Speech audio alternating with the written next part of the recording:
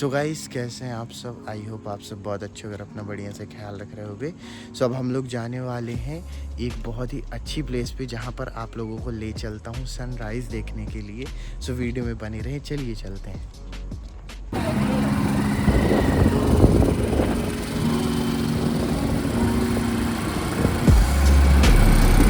Guys, आप लोग देख सकते हो कि हम लोग आ चुके हैं बहुत ही अच्छी प्लेस पे। थोड़ा सा आप लोग मेरे पीछे देख सकते हैं कि जंगल एरिया टाइप लग रहा है, बट बहुत ही अच्छी प्लेस है। सो गाइस, आप लोग देख सकते हो कितना प्यारा ही व्यू हमारे पीछे शो हो रहा है। कितना ही अच्छा लग रहा है गाइस। यहाँ से सनराइज बहुत ही प्यारा लगता है। अभी थोड़ी देर से ही होने वाला है, तो वीडियो में बने रहिए, हम आपको दिखाएंगे यहाँ का व्यू।